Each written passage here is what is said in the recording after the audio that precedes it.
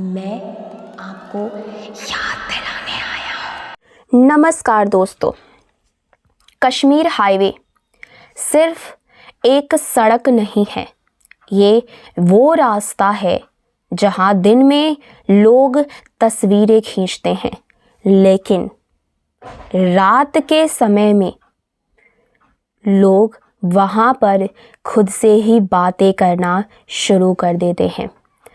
आज मैं आपको जिस कहानी के बारे में बता रही हूँ, वो कहानी जो है एक ट्रक ड्राइवर की है, जिसने कश्मीर हाईवे पर एक ऐसी गलती कर दी जिसका एहसास उसको कई सालों के बाद हुआ। और उस ड्राइवर का नाम था गुरप्रीत सिंह। गुरप्रीत पिछले 16 सालों से ट्रक चला रहा था। पहाड़, बर्फ, खतरनाक मोड़, ये सब उसके लिए कोई नई बात नहीं थी। उसके साथ उस रात उसका हेल्पर भी था, इरफान। रात के लगभग 10 साढ़े 10 बजे का टाइम रहा होगा और गुरप्रीत की जो ट्रक थी, वो ट्रक जम्मू से श्रीनगर की तरफ लेकर के वो जा रहा था। चारों तरफ बर्फ जमी थी। कोहरा वहाँ पर इतना ज़्यादा था कि ऐसा लग रहा था कि वो वहाँ की सड़कों को निगल रहा है, क्योंकि वहाँ पर कुछ भी साफ साफ दिखाई नहीं दे रहा था। दिसंबर और जनवरी, ये 2 महीना ऐसा होता है जहाँ पर जो धुंध होती है वो इतनी होती है कि कुछ भी आसपास का दिखाई नहीं देता है। और वो भी वो इलाका कश्मीर और जम्मू का इलाका हो तो फिर तो कहना ही क्या है, सोने पर सुहागा हो जाता है। कुछ दूरी चलने के बाद उन दोनों को एक बोर्ड दिखा, इंडियन आर्मी डेंजर जोन लिखा हुआ था। और जब गुरप्रीत ने ये बोर्ड देखा तो गुरप्रीत ने अपने ट्रक की जो स्पीड है उसको थोड़ी सी कम कर दी। उसी वक्त इरफान ने कहा, सर, इस रास्ते में लोग कम ही चलते हैं ना? तो गुरप्रीत ने हंसते हुए से कहा, पहाड़ है भाई, डर लगने के लिए नहीं बने हैं। लेकिन अंदर ही अंदर गुरप्रीत को उस रात का जो सन्नाटा था वो बहुत ही अजीब लग रहा था, क्योंकि वो बहुत सालों से ट्रक चला रहा था, लेकिन इस टाइप का जो आज उसको सन्नाटा महसूस हो रहा था, जो आज उसको वाइब आ रही थी, वो बिल्कुल ही अलग थी बाकी दिनों से। गुरप्रीत को ऐसा बार बार लग रहा था जैसे कोई उनकी आवाज़ को सुन रहा है, कोई उनकी बातों को सुन रहा है।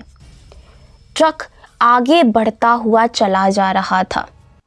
रेडियो पर कोई सिग्नल नहीं था, मोबाइल में नो नेटवर्क था, बिल्कुल ही नेटवर्क गायब हो चुका था। अचानक से इरफान चुप हो गया। गुरप्रीत ने पूछा, क्या हुआ? इरफान ने धीरे से कहा, सर, आपको कभी लगा है कि कोई आपको पीछे से देख रहा हो?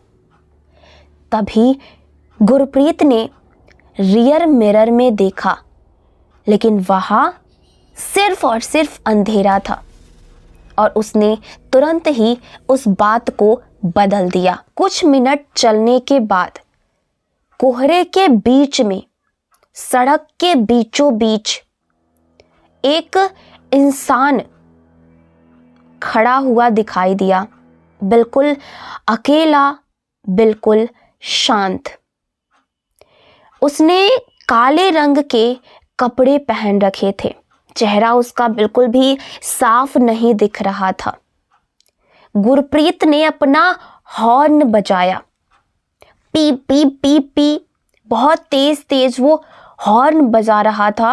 और उस रात का जो सन्नाटा था उसमें उस ट्रक की आवाज़ और ज़्यादा गूंज रही थी। लेकिन इतनी हॉर्न बजाने के बाद भी उस इंसान ने कोई भी हरकत नहीं की।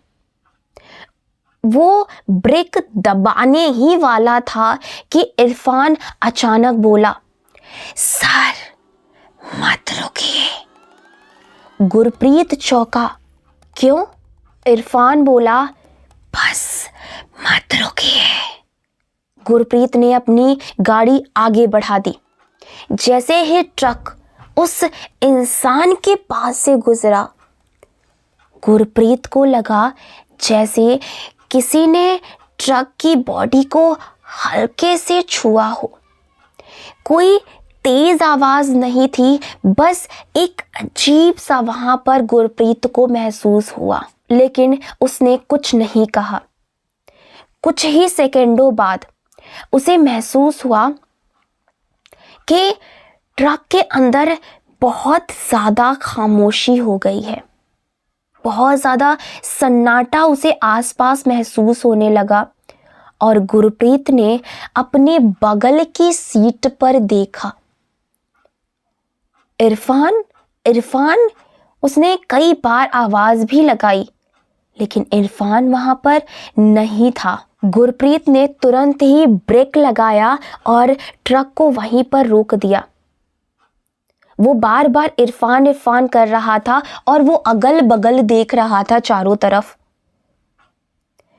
ट्रक के बाहर हवा काफी तेज चल रही थी और वो भी ठंड भरी हवा चल रही थी, लेकिन गुरप्रीत ने हिम्मत करके वो ट्रक से उतरा और वहां पर धुंध थी, हवा थी, और वहीं पर जहां पर गुरप्रीत उतरा था, सड़क के किनारे वही इंसान खड़ा था जो सड़क के बीचों बीच वहां पर पिछली बार गुरप्रीत को दिखा था और तब उसने हॉर्न बजाया था। लेकिन इस बार उसका चेहरा बिल्कुल ही साफ दिख रहा था और वो बिल्कुल ही इरफान जैसा लग रहा था। लेकिन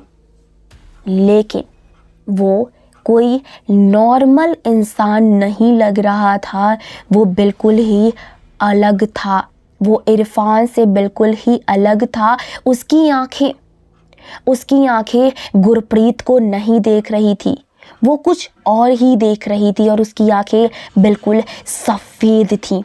उसकी आंखों में पुतलियां नहीं थी। गुरप्रीत ने कांपती हुई आवाज से कहा, तू यहाँ कैसे?